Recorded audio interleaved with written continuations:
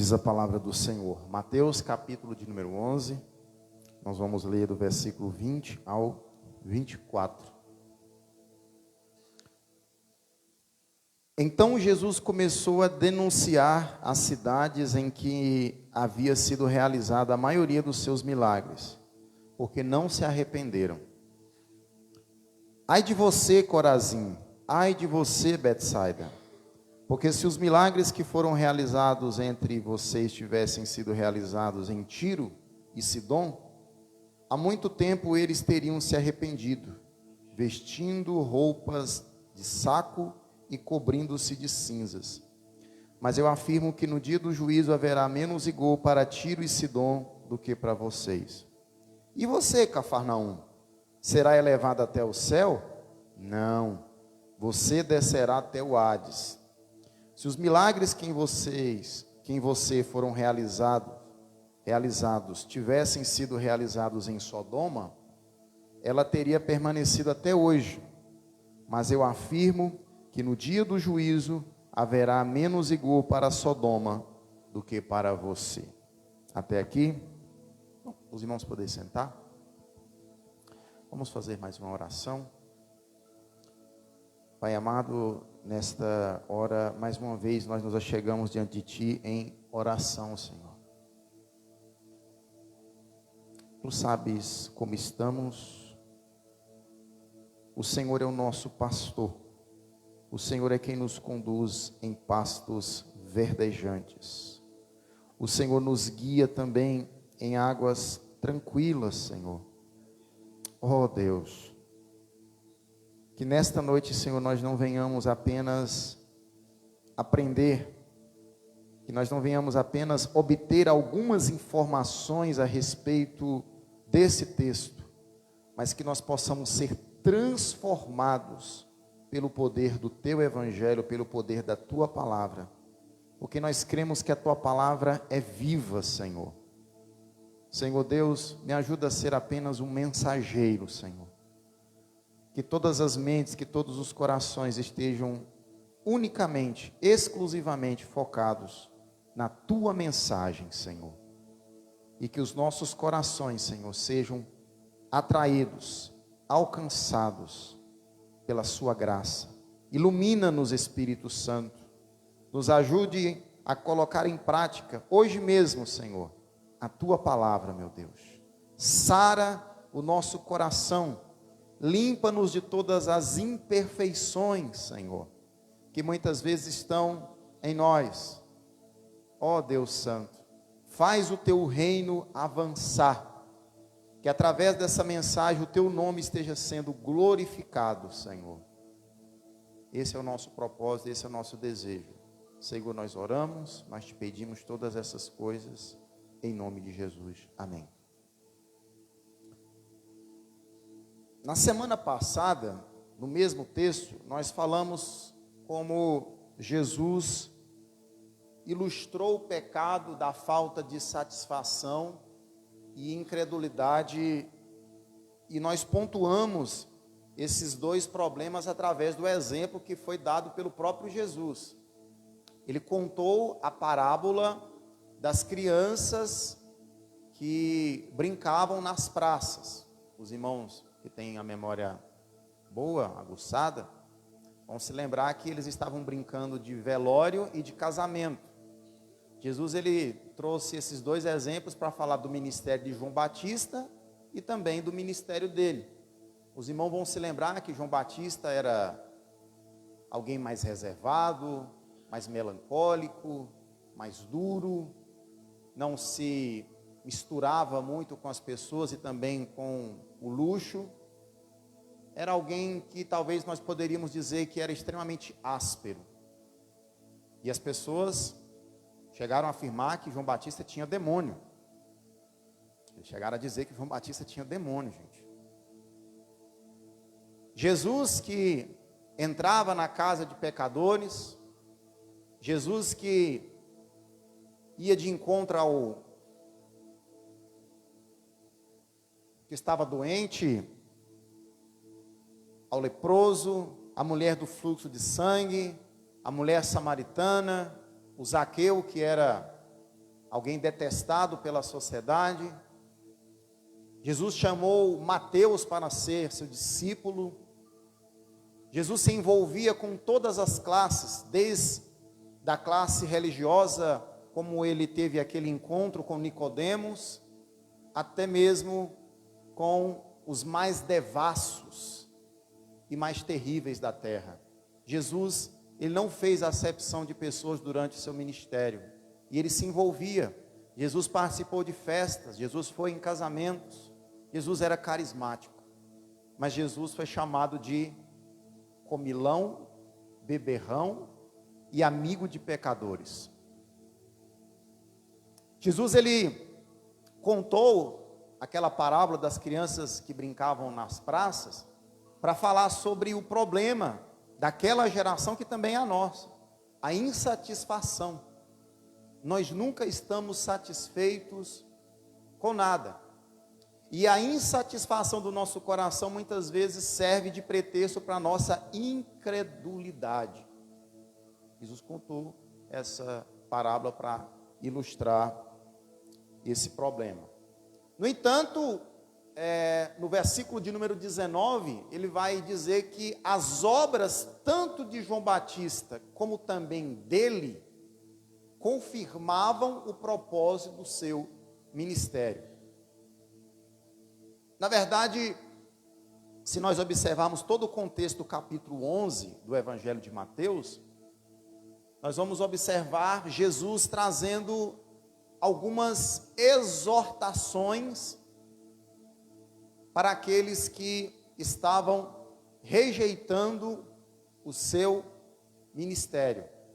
E os irmãos sabem que a rejeição, ela se dá de duas formas, ou pelo menos duas aqui nós vamos pontuar hoje.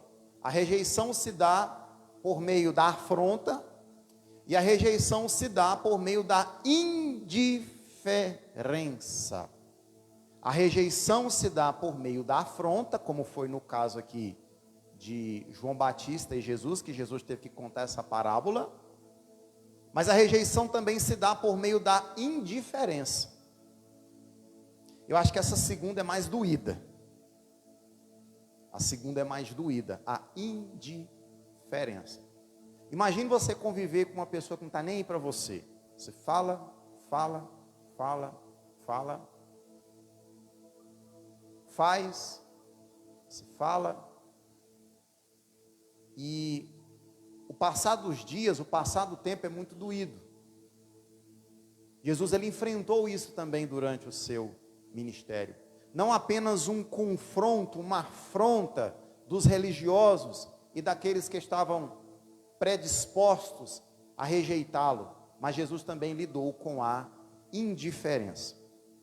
E hoje eu quero dividir esse nosso texto aqui em 4 partes. E a primeira parte eu quero falar sobre como é perigoso, gente, a tal da impenitência. Nós vamos falar um pouquinho sobre impenitência, que reflete a falta do arrependimento. Como é perigoso ser impenitente, um cidadão e também um cristão impenitente. Todo mundo sabe aqui, irmão, que sem arrependimento não há perdão de pecado. Sim ou não? Sem arrependimento não há perdão de pecado. E Jesus, ele vai trazer esse ensino também. O segundo ensino nós vamos, de certa forma, pontuar qual eram realmente, ou quais foram os propósitos, ou vamos aqui pontuar alguns propósitos dos milagres de Jesus. Por que Jesus fazia milagres em seu ministério? Nós vamos obter essas respostas à luz da Bíblia, à luz dos evangelhos. Amém? Não é à luz daquilo que eu acho, o que eu penso, mas à luz dos evangelhos. Terceiro, nós pontuaremos a realidade da condenação eterna em níveis mais profundos. Porque Jesus chegou assim, a dizer, haverá mais rigor para vocês do que para Tiro e Sidom e Sodoma. Então vamos pontuar essa questão da condenação eterna e esses níveis mais profundos, ou essas penas mais duras que Jesus falou. E por último, nós denunciaremos o perigo de um pecado que é muito comum em nossos dias, porém ele é gravíssimo aos olhos de Deus. Aí alguém diz assim: pastor, mas nossa, pastor, você vai falar sobre isso? Eu falei: gente, é o texto. Eu estava hoje à tarde, que eu preparei essa mensagem, eu terminei de preparar quinta-feira. Aí eu estava dando uma olhada de novo hoje, né, que a gente passa assim a semana preparando, e quando chega no domingo eu gosto de dar mais uma recapitulada, mas é o que está no texto, irmãos. Os irmãos sabem que a nossa proposta aqui é de pregar a respeito do Evangelho de João, de Mateus, de maneira expositiva. Então a gente vai falar do que está no texto, gostando ou não, que todo pregador, todo pastor, todo obreiro tem aqueles textos ali que eles gostam de falar sobre eles. Por quê? Porque eles dominam mais. No entanto, irmãos, nós precisamos entender que toda a Escritura, ela é útil para o nosso ensino, para nosso crescimento, para o nosso amadurecimento.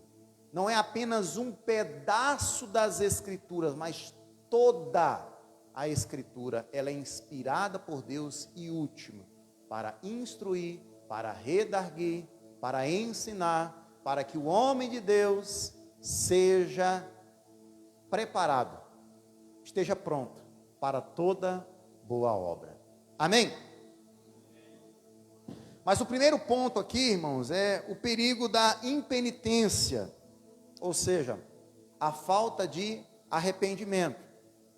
Eu já fui católico e naquele ambiente a gente ouvia falar sobre penitência.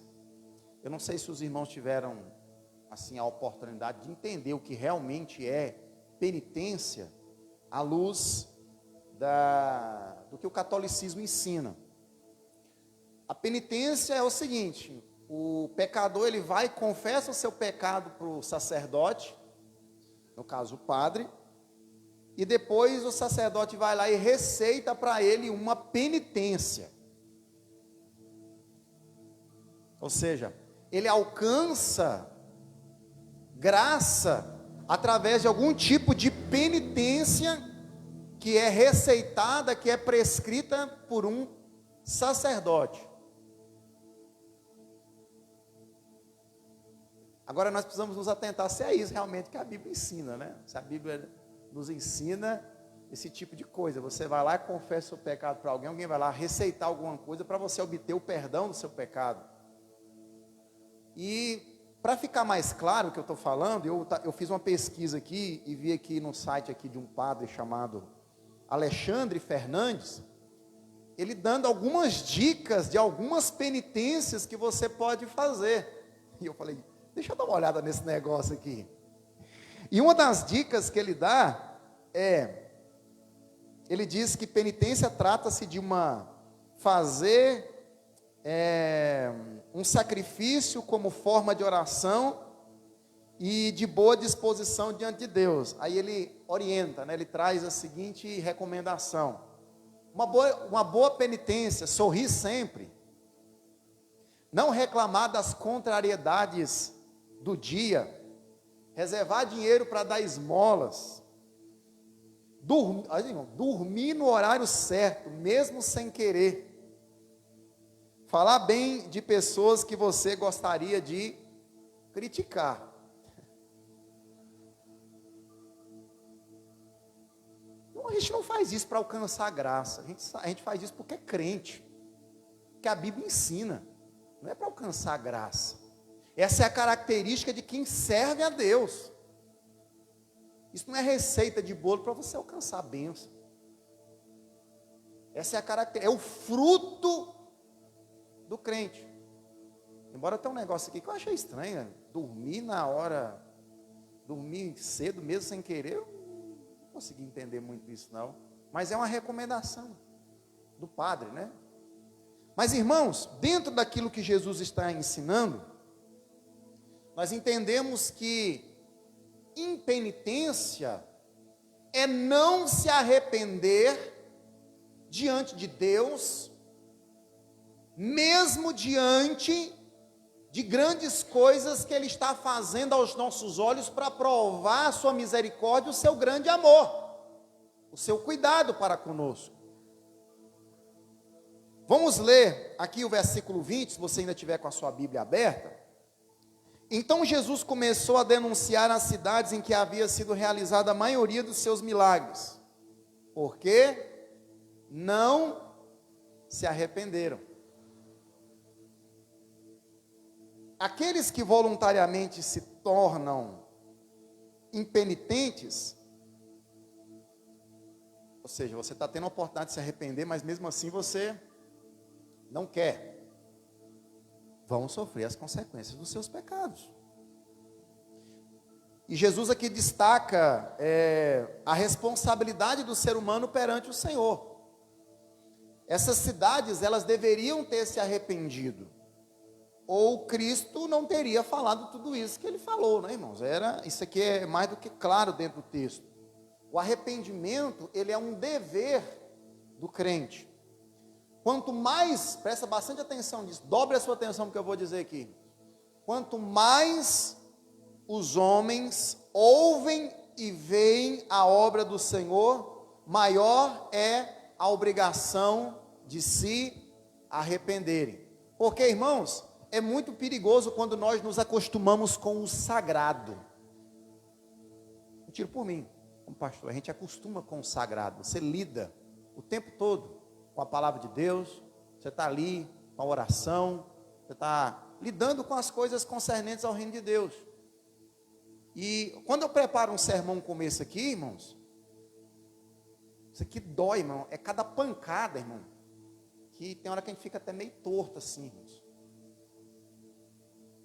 Porque se eu ministrar uma palavra dessa, irmãos, e eu também não ser desafiado, se eu não for desafiado, eu vou sofrer seríssimas consequências da minha indiferença. Quanto mais nós ouvimos, quanto mais nós vemos, maior obrigação nós temos. Eu sei que muitas pessoas não valorizam congregar numa igreja como a nossa. Eu sei que muitas pessoas não valorizam. Muitas pessoas pensam que a nossa igreja é apenas mais uma igreja aqui na cidade.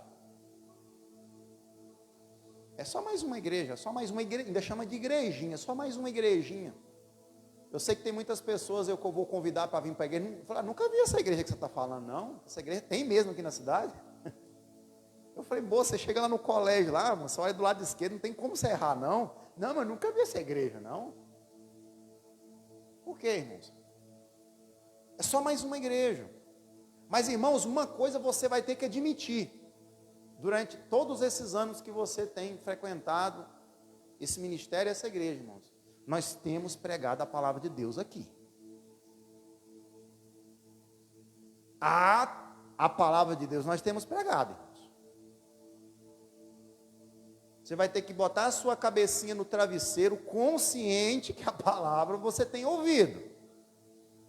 E se está ainda preso em pecado, em uma vida dúbia, em uma situação, em uma condição que você sabe que você não está agradando a Deus, a situação está séria.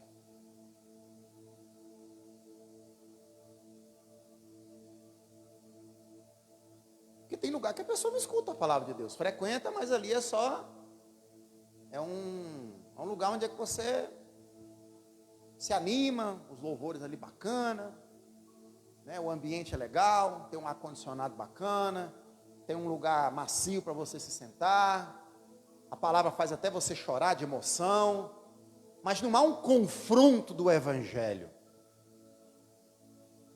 Não estou dizendo isso aqui, irmãos, para me justificar e justificar o ministério, para dizer que nós somos melhores ou piores do que ninguém, irmãos. Mas uma coisa eu tenho que afirmar aqui, irmãos, eu tenho consciência limpa diante de Deus. O que nós temos pregado aqui é a palavra de Deus.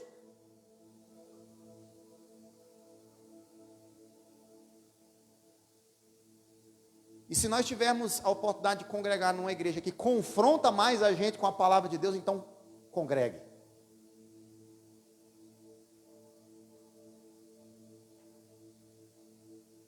Amém?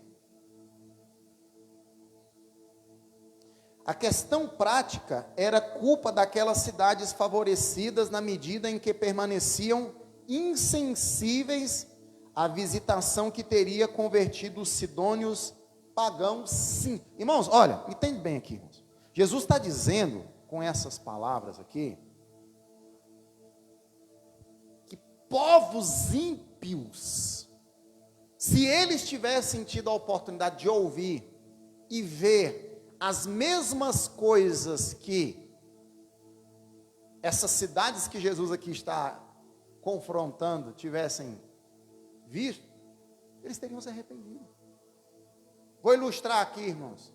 É como se Jesus tivesse feito muitas maravilhas aqui em Cristalina e ele chegasse e dissesse assim: olha, se lá em Lusiânia, se lá em Paracatu, se lá em Brasília, eles tivessem visto, eles tivessem ouvido o que vocês viram e ouviram, eles tinham se arrependido.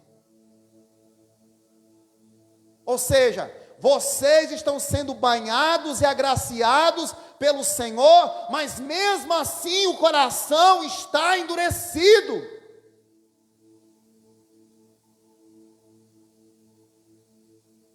E Jesus nos diz assim, ó, eles teriam se humilhado com pano de saco e cinza, porque o pano de saco e a cinza era um sinal de quebrantamento, era um sinal de sincero arrependimento. É um fato triste que os nossos ouvintes que não se arrependem, eles rejeitam a graça que traria a outros povos aos pés do Senhor. Ou seja, eles estão rejeitando uma graça que, se fosse oferecida para outros, não seria rejeitada. Vocês sabiam que tem cidades aqui no Brasil que estão implorando para ter uma igreja como a nossa e não tem? Não tem! Não tem! Estão implorando para ter.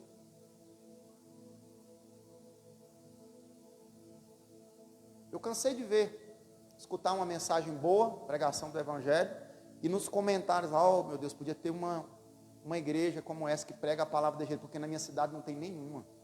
Não estou falando da nossa igreja, estou falando de outras, que tem uma pegada bíblica bem parecida com a nossa. Não tem. É só escândalo atrás de escândalo, atrás de escândalo, atrás de escândalo, heresia atrás de heresia, mentira atrás de mentira, e as pessoas já estão cansadas.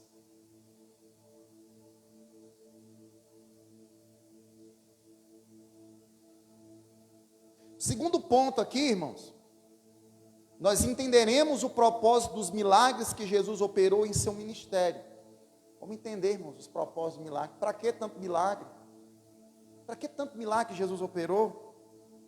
Versículo 21, você está com a sua Bíblia aberta? Vamos acompanhar? Diz assim, ó: ai de você, Corazim, ai de você, Betsaida, porque se os milagres que foram realizados entre vocês tivessem sido realizados em Tiro e Sidom, há muito tempo eles teriam se arrependido, vestindo roupas de saco e cobrindo-se de cinzas.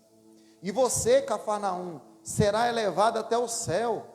Será elevado até o céu? Não, você descerá até o Hades. Se os milagres em que vocês em vocês foram realizados, tivessem sido realizados em Sodoma, eles teriam permanecido até hoje. Vamos pensar nisso aqui, irmão. Por quê? Para que tanto milagre? O ministério de Jesus foi curto, 3 anos e meio, e nós temos nos evangelhos, Mateus, Marcos, Lucas e João, a menção de 35 milagres.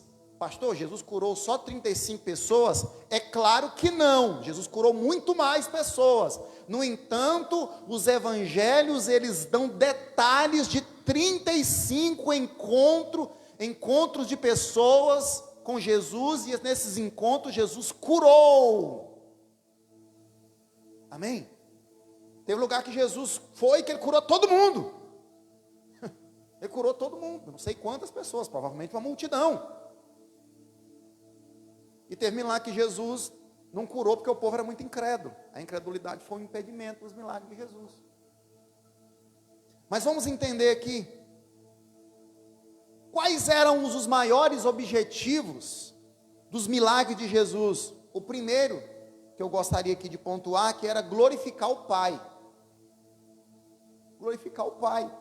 O segundo, cumprir e provar a palavra dita e a revelação de Jesus como Messias, o Filho de Deus, para provar que Jesus era o Messias. Por quê? Porque os profetas já haviam sido usados por Deus para afirmar que quando o Messias se manifestasse, esse Messias viria realizando milagres. Esses milagres corroborariam, eles comprovariam que esse era o Messias, porque outros apareceram dizendo que era o Messias. Até hoje em Israel, irmãos, eles ficam com um boato lá, não, agora é o Messias. Até hoje em Israel. Eu acompanhei um site de judeus durante um bom tempo, quando eu estava estudando hebraico, e direto, não, agora tem um fulano de tal lá que eles estão dizendo que é o Messias, porque os judeus até hoje não acreditam que Jesus é o Messias. Ele foi apenas mais um profeta.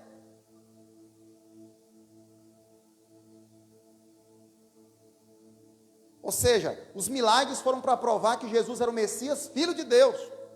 Agora, João capítulo 20, versículo 30 ao 31, sabe o que João vai dizer? Que Jesus realizou na presença de seus discípulos muitos outros sinais miraculosos que não estavam registrados no livro. Ou seja, mas estes foram escritos, presta bastante atenção nisso aqui, irmãos. Mas os que foram escritos para que vocês creiam que Jesus é o Cristo, o Filho de Deus, e crendo tenhais vida em seu nome. Observe, 2 vezes João usa o verbo crer, para que creiais e crendo. O foco é crer em Jesus como Messias e ter a vida eterna em Jesus. Jesus não curava apenas para curar, sem objetivo. E eu vou provar isso aqui, irmãos. Sempre fazia ponte, os seus milagres faziam ponte com a sua mensagem. Sempre, irmãos. Quando Jesus alimentou a multidão, João capítulo 6, versículo 35, ele declarou que ele era o pão da vida. Quando ele curou o cego, em João capítulo 9, do versículo 1 ao 10, o que era cego de nascença, ele declarou que era a luz do mundo. Quando ele ressuscitou a Lázaro, João capítulo 11, versículo 43 e 11, 25, ele afirmou que ele é a ressurreição e a vida. Todo milagre aponta para Jesus e para a sua obra, que é salvar o ser humano. A sua missão não é curar para curar.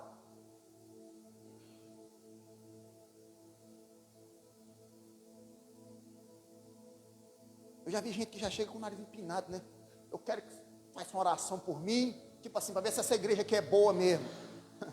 Meu irmão, Jesus não dá espetáculo para ninguém. Jesus não dá espetáculo para ninguém não, irmão.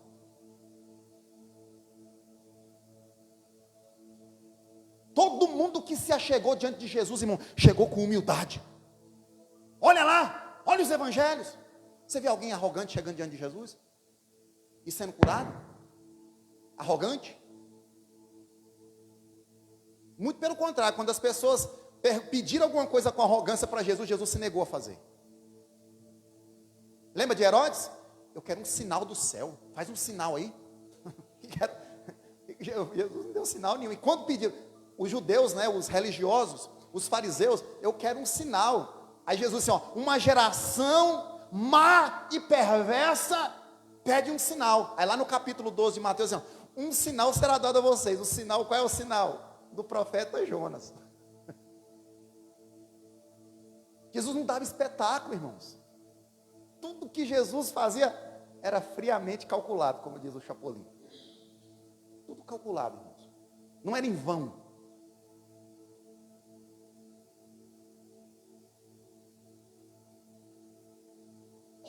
Todos os milagres de Jesus têm um significado espiritual, pois indicam uma realidade que não podemos ver, muito maior do que podemos ver. Isso revela para nós o plano de redenção, de salvação. Jesus não queria ser popular através dos seus milagres, ele curava, falava assim, não diga para ninguém não. Quando estava prestes mesmo de ser crucificado, aí que ele falou mesmo, não fala para ninguém que você foi curado por mim não, viu? Sabe por quê? Porque isso ia chamar a atenção das pessoas e ia adiantar o que tinha hora e dia para acontecer, que era a sua morte e a sua ressurreição.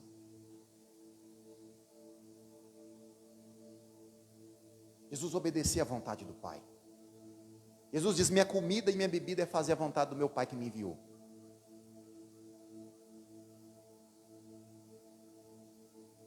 O milagre da cura, além da cura física e aliviar o sofrimento da pessoa, tem um significado muito maior que aponta Jesus como o Cristo, o Messias, que tem autoridade no céu e na terra.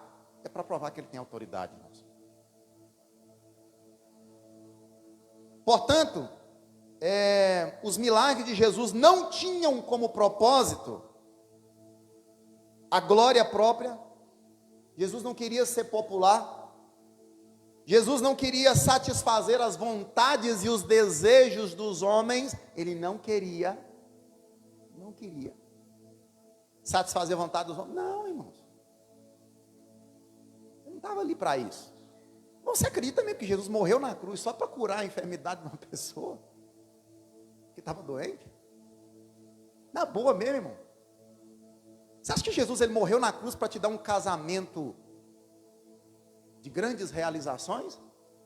Você acha que Jesus morreu na cruz para te dar uma casa? Para te dar um carro do ano, um carro importado?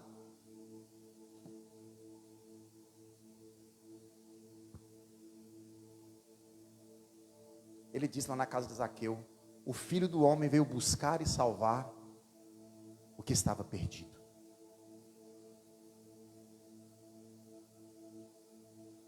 Os milagres de Jesus eram para chamar o homem ao arrependimento, sair de uma vida de pecado para viver uma nova vida.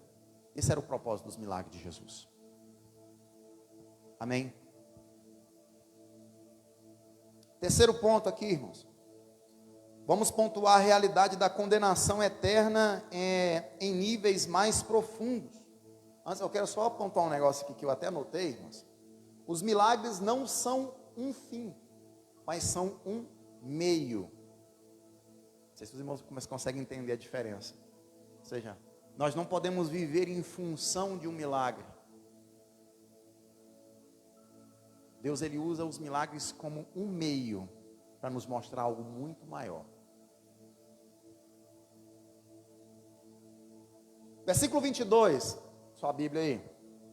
Mas eu afirmo que no dia do juízo haverá menos rigor para Tiro e Sidom do que para vocês. Mas eu afirmo que no dia do juízo, versículo 24, ele repete, né? Haverá menor rigor para Sodoma do que para vocês. Então ele vai falar de Corazim, Betsaida, e depois ele vai puxar a orelha de Cafarnaum. Irmãos, a gente está falando de cidade aqui, mas os irmãos sabem que são os moradores da cidade, viu, irmão? Não é o lugar em si, são os moradores. Tá? Nós vamos aqui pontuar essa questão aqui da condenação que Jesus afirmou. Jesus disse que haveria menor rigor para Tiro e Sidom. Se os irmãos derem uma olhadinha lá em Isaías capítulo 23, Ezequiel 26, 27 e 28, não tem aquele texto que a gente gosta de usar para falar de Satanás? Não é? Ezequiel capítulo 28. Não é? 28, eu não vou lembrar o versículo agora. Mas está falando o quê? Está falando do rei de Tiro. Há uma crítica ali, Deus usando o profeta, para falar sobre a arrogância do rei de Tiro. Porque aquelas cidades que são aqui, que Jesus pontuou aqui, que Jesus mencionou, eram cidades terríveis. eles praticavam canibalismo. Era uma coisa terrível, irmãos. Você pensar de promiscuidade, de maldade, vocês vão encontrar nessas cidades. Sodoma e Gomorra. Gênesis capítulo 19. Deus enviou 2 anjos para a casa de Ló, para tirar ele e a família dele, puxado pela mão. E o Ló, né? Rebocado, o tal do Ló rebocado, ainda meio que hesitou um pouco.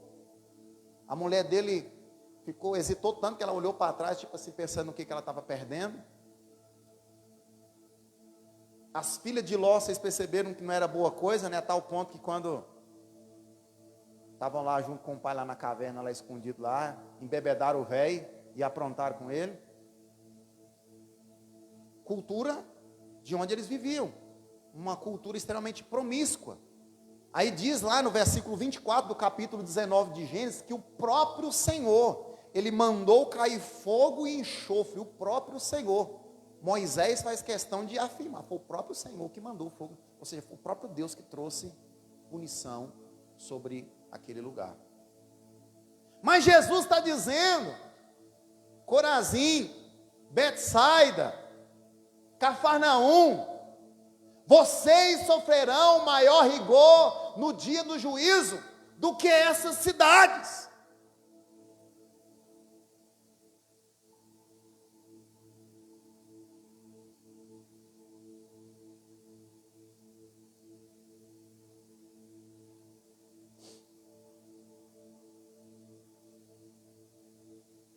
Quem ouviu a mensagem da redenção pelo sangue de Cristo e apesar disso continua seu próprio caminho em oposição a Deus, sobrecarrega-se com uma culpa maior do que o pior criminoso. Você vai sobrecarregando essa culpa sobre você e você vai se tornando o pior dos piores. E como a gente tem classe de pecado preferida para bater em cima, né? Que a gente, crente tem, né? Crente bate mais em adultério, crente bate mais em quê? Roubo. Mas tem coisa que a gente não... Incredulidade é uma coisa terrível, irmãos. Indiferença é uma coisa terrível. Também. Cafarnaum, ela que foi mencionado por Jesus aqui, era o quartel-general do ministério de Jesus. Jesus ali, ele ficou em Cafarnaum, e em Cafarnaum ele operou a maioria dos seus milagres. Em Cafarnaum, ele desenvolveu grandemente ali, né? A extensão do ministério de Jesus ali foi muito grande. E Cafarnaum, ela achava-se próspera, satisfeita, autossuficiente. Foi tentada a dizer que Jesus deixa uma pergunta. Você acha que você você vai se exaltar até os céus? Você está bem a tal ponto que você vai subir aos céus? Aí Jesus diz, não. Você será abatido até o Hades, até o inferno. Sabe quando a pessoa acha que está muito bem, mas está muito mal? Jesus está dizendo isso. Jesus está abrindo os olhos daquela população.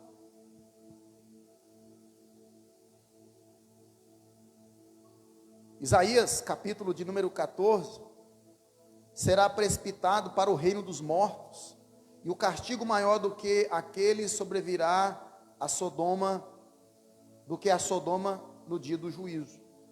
Mas por último aqui, irmãos, deixa eu só explicar uma coisa bem rapidinho aqui, que a hora passa muito rápido. Os irmãos sabem que a Bíblia fala sobre galardão. O tribunal de Cristo, na verdade, é um momento onde os salvos, os remidos, serão galardoados. Uns não vão receber recompensa, outros vão receber pouca recompensa, e outros vão receber muitas recompensas. Não pergunte para mim o que são essas recompensas, porque eu não sei. Não sei. E se alguém falar para você que sabe, pode ter certeza que é blá, blá, blá, blá, blá, blá. É invencionice, porque a Bíblia não fala de maneira clara e objetiva sobre o que são essas recompensas. A gente pode conjecturar que seja. No entanto, na mesma medida que a Bíblia fala do tribunal de Cristo, onde os remidos, os salvos, os crentes serão recompensados ou não serão recompensados, serão recompensados com pouca recompensa ou com muita recompensa, da mesma forma a Bíblia também fala que na condenação eterna, os ímpios serão lançados em um determinado lugar, aonde haverá escala de punição, ou níveis mais profundos e mais intensos de punição. Viu, irmão? Tem gente que vai sofrer mais no juízo. E quem está falando isso? Jesus.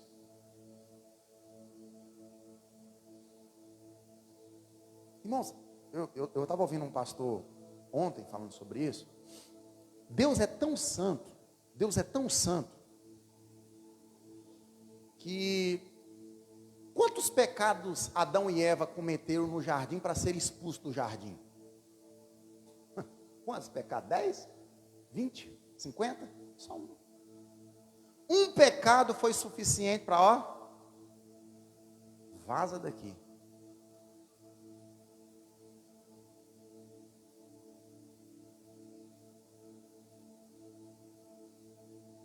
E quando a gente para pensar nisso, irmão, a gente percebe o tanto que a gente depende da graça de Deus.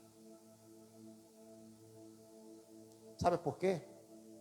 Porque todos os pecados da humanidade, de Adão e Eva em diante, estavam todos sobre Jesus. O pior de todos os pecados estava sobre Jesus na cruz. E ele recebeu sobre si.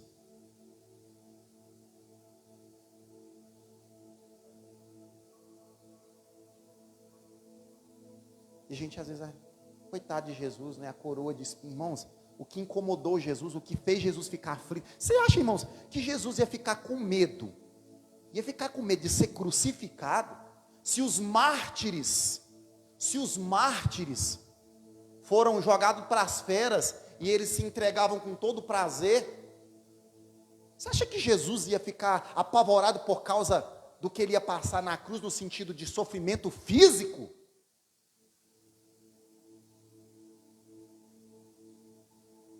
O mais incomodou Jesus naquela cruz ali, irmãos, foi o peso do pecado. Por que ele diz Eli, Eli, lama sabachthani? Porque o Pai se afastou dele.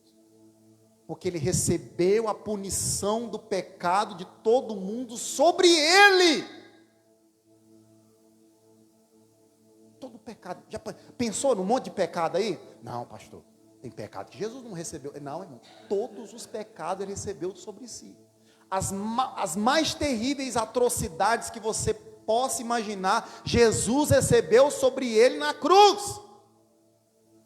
As mais terríveis, as piores barbaridades.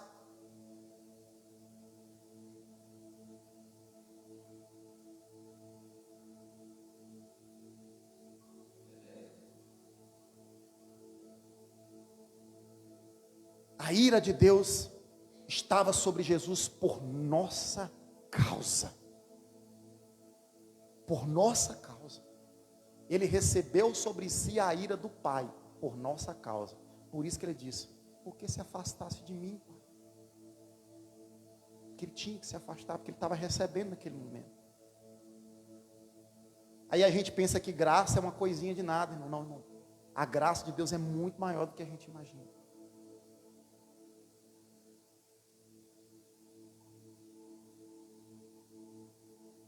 Então Deus, Ele é o Senhor de todas as coisas, e é Ele que faz a medida do maior e do menor rigor, no que diz respeito ao pecado.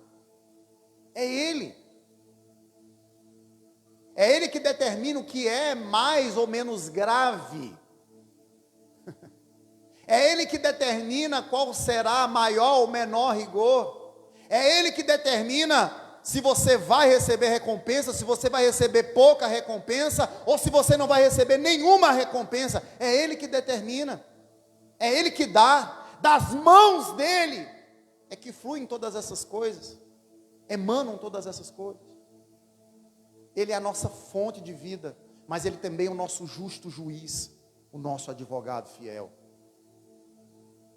Por último, há uma denúncia de um pecado terrível e muito comum em nossos dias, que é, porém, gravíssimo aos olhos de Deus. Que pecado é esse? Vamos voltar para o versículo 20. Então Jesus começou a denunciar as cidades em que havia sido realizada a maioria dos seus milagres. Não se trata, as palavras de Jesus ali, quando ele está falando, ele está denunciando, o tom de Jesus é de alguém que está se sentindo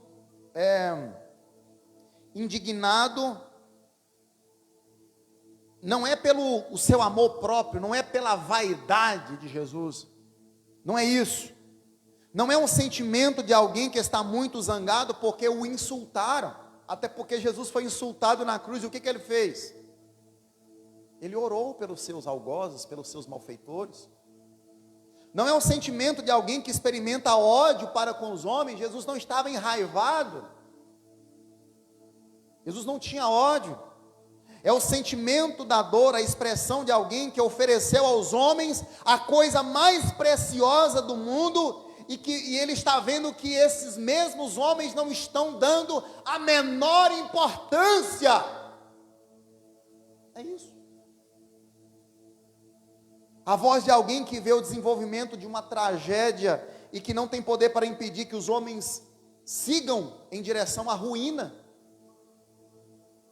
Sempre devemos ter presente que Jesus condena o pecado, sabe como? Com uma ira, e a ira dele é santa. A ira de Deus não surge de um orgulho ferido, mas sim de um coração destroçado. Muitas vezes, irmãos, eu posso ficar indignado por muitas vezes ter o meu orgulho ferido, mas com Deus não é assim. A indignação de Deus vem de algo que Ele tem em si mesmo, do seu atributo, que é a sua pureza e a sua santidade. Irmãos, mas vamos pensar aqui rapidamente, qual era então o pecado de Corazim, Betsaida e Cafarnaum? Que era pior do que de Sodoma e de Gomorra e de Tiro e Sidom. Nós já pontuamos aqui algumas coisas. A primeira questão aqui, o que era tão terrível que Jesus está condenando, é o pecado das pessoas que esquecem das responsabilidades que têm por causa dos privilégios que receberam. Nós temos muitos privilégios, mas esses privilégios, eles trazem para nós também muitas responsabilidades. Jesus está dizendo, olha, vocês estão sendo muito privilegiados, no entanto vocês não estão dando a mínima. Em segundo lugar, é o pecado da indiferença. Essas cidades não atacavam a Jesus, não expulsaram Jesus de suas portas, não estavam querendo crucificar, irmão, essa cidade não queria crucificar Jesus, não. Essa cidade não estava batendo a porta para Jesus, não. Muito pelo contrário, limitavam-se apenas a não levar a sério. A indiferença pode matar tanto quanto a perseguição. Um autor de um livro escreve e o distribui para que façam alguns comentários. Eu peguei isso aqui de um comentário, e ele disse que um autor escreveu um livro e normalmente, quando você escreve um livro, você quer saber o que as pessoas pensam, né? Eu lembro quando eu fiz o meu TCC, eu mandei para algumas pessoas, eu fiquei bravo, irmão. A maioria do que eu mandei nem olhou. Só porque na época eu tinha dado, parece que 42 páginas, não é nem tanta coisa assim. Vocês acham muito? 42? Não acho não, irmão. 42 páginas não é muita coisa, não. Lê pelo menos um pouco, né? Pelo menos na introdução ali, né? Aí eu mandei para algumas pessoas, tem gente que nem leu. Eu queria que alguém, pelo menos, criticasse, né? Mas aqui eu estou fazendo referência de um autor que ele escreveu um livro e ele mandou para algumas pessoas. A maioria das pessoas não falaram nada. nem para elogiar e nem para censurar, nem para falar assim, ficou uma porcaria. Não entendi nada, a linguagem é péssima, a dinâmica é péssima, eu não li, não estou conseguindo absorver, a história é sem graça, o final, a conclusão, não chega a lugar nenhum, é que nem os filmes da Netflix hoje, né, que você assim fala assim, e aí?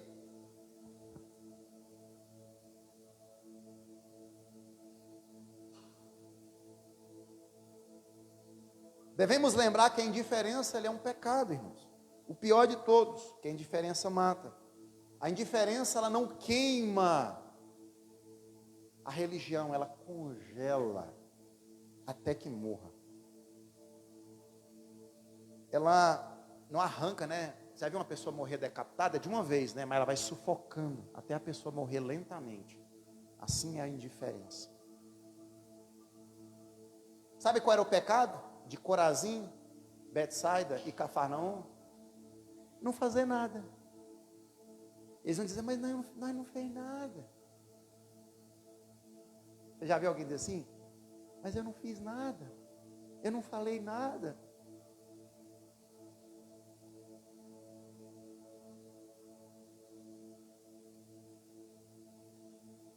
Essa defesa não nos absolve, ela nos condena. Mas para concluir, 3 perguntas aqui. O que a verdade do Evangelho tem produzido em você hoje? Um desejo de se humilhar diante de Deus? Ou está te fazendo sentir bem com você mesmo? O que a verdade do Evangelho tem produzido em você hoje? Um desejo de se humilhar mais diante de Deus? Ou você está se sentindo muito bem com você mesmo? Se você está se sentindo muito bem com você mesmo, tem um problema aí. Ou você não está ouvindo a verdade do Evangelho, ou você não está ouvindo o Evangelho. Porque tem o Evangelho mentiroso e tem aquilo que a gente nem pode chamar de Evangelho. Isso pode fazer você se sentir bem com você mesmo. Porque o Evangelho, irmão, nos incomoda. Sabe aquele dia que você sai daqui enraivado comigo? Com aquilo que você ouviu ou com alguém, com alguma coisa que alguém falou aqui, irmãos? Que isso vai remoer dentro da gente. Se é sobre oração, eu vou orar mais. Se é sobre fazer algo para Deus, eu vou procurar fazer.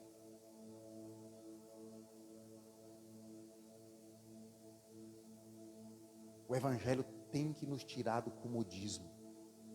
Segunda pergunta: o que o entendimento sobre os propósitos de Jesus, ou dos propósitos de Jesus, podem produzir na sua vida a partir de hoje? Apenas um desejo de sair da condição da doença ou do problema, ou tentar aprender algo de Deus? Eu disse aqui algumas vezes aqui, irmãos, que às vezes a gente está tão preocupado de sair de uma situação difícil que nós estamos passando, que nós não paramos para refletir o que Deus está querendo nos ensinar com aquele problema. Senhor, o que o Senhor está querendo me ensinar com isso? Isso aqui é difícil parar para pensar, né, quando a gente está aflito. É que nós possamos parar para pensar sobre isso. Pode ter certeza, irmãos, que nos momentos mais difíceis da sua vida você vai aprender alguma coisa com Deus. Vai aprender a orar mais, ou vai aprender a ser mais humilde, ou vai aprender a ser mais sábio, ou vai aprender a ser mais coerente, ou vai aprender a buscar discernimento e maturidade. E por último, você já se encontrou assim, indiferente aos ensinos de Jesus, ao que Ele tem feito? O que a compreensão do maior rigor gera em você? A gente falou aqui do maior rigor, né? Medo? Indiferença? Ou um desejo de humilhar diante dele? Quando Deus nos apresenta um perigo que está diante de nós, não é para nos aterrorizar. Não é para nos aterrorizar. Porque se Ele está nos oferecendo a oportunidade de nós repensarmos, pensarmos sobre aquilo, é porque ainda há chance de arrependimento. Então Ele nos ama. Ele está fazendo isso por amor. Amém? Por isso que eu não acredito que quando você apresenta a doutrina do inferno para as pessoas, isso significa que você não as ama. Muito pelo contrário. Quando você fala dessas coisas, você está apresentando o amor de Deus para as pessoas. Amém? Gostaria de convidar você a ficar de pé. Vamos orar.